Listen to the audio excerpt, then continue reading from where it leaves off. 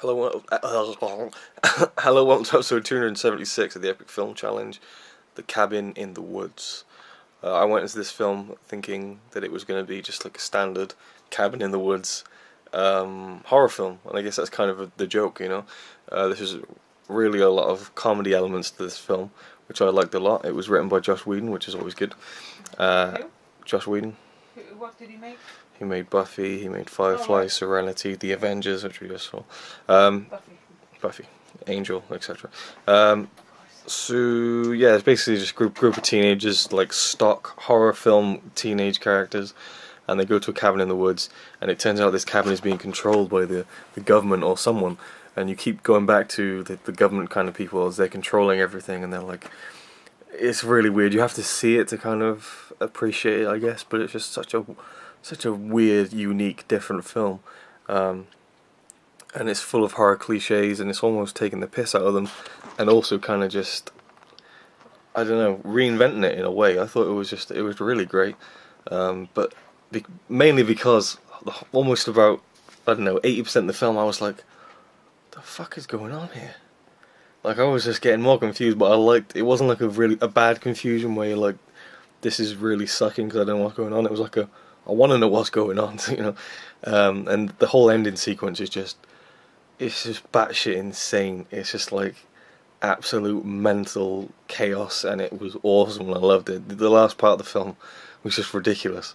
There's even an appearance by Sigourney Weaver, which is, you know, in this day and age, not that surprising because it seems like she's in everything now. I think she really must need money or something. She's just like in every action film, and now she's in this horror film. But anyway, yeah, the main cast was okay. The lead girl wasn't that amazing or great, but she was alright, and it was mainly just the whole kind of story and the guys who were controlling it that was like almost like the main selling point to me. But yeah, I really enjoyed it a lot, and I'll give it an 8 out of 10. Connie? I just saw on Joseph Gordon-Levitt's Twitter where it says, "Hey y'all, this beautiful illustration is in dire need of a tiny story." Oh, damn it! I thought it said a tiny stories needed a beautiful illustration. Oh. Could be a challenge. I expected a lot of Cabin in the Woods. I expected it to be amazing because I watched Rotten Tomatoes, and it sounded like, oh, so good, great combination of comedy and everything. And I really didn't expect what I was going to watch. I thought it was going to be a modern slaughter movie. I thought that a human would come into the cabin and kill them, or something like Saw, that like they had to kill themselves or figure out how to survive. And it was totally supernatural, and I loved the little comedy clips, not clips, but like how it was just trying to be funny. Like, it felt like a parody in some places. Like the little there was like this phone call from like this group of kids, 5 people went to the cabin, and they stopped by this place, and this guy who was like, oh, it's that way or whatever, you know. It was like really creepy and shit, and like chewing tobacco and stuff, and blah. And then he called the people who were in charge of killing them because it's supposed to be a sacrifice, not because it was for their own pleasure. They had to kill them to make the sacrifice to avoid an apocalypse. And that's the whole ending right there. Yeah, but I'm not saying what kind of apocalypse. No, you pretty much gave away the whole ending there. So carry on.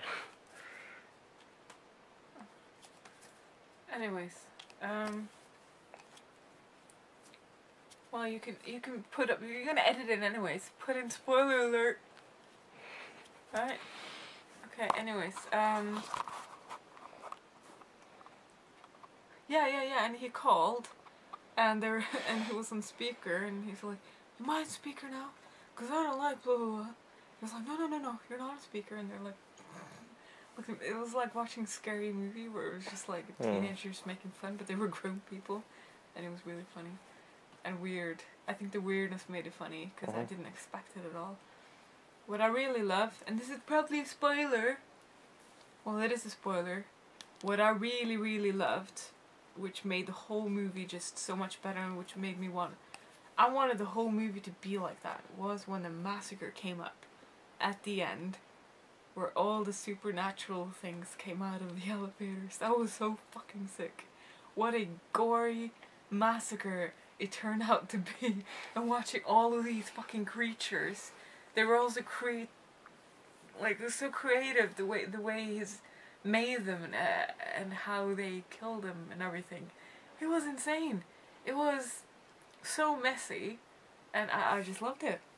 And I was just sat there, I was like, what the fuck? You know, that was the best part. I wish that the whole thing in the cabins would have lasted a lot longer, no, shorter, and then there would be more of them being in the lab place. No, I like the way it was because it all built towards that moment. And yeah, but that moment was too short, I think. It was cool. Went on for a while. The ending, I don't know, I don't like that. I thought it was cool because it definitely ruled out a sequel. Usually these films always leave in Yeah, but I mean, like, I don't know, it's kind of a weird one. I liked it. It fit with the whole tone of the film, which was kind of a slap in the face of horror films in general. I guess. It was a slap in the face, wasn't it? It was cool. I liked how unexpectedly... And you would rate it? Some people died.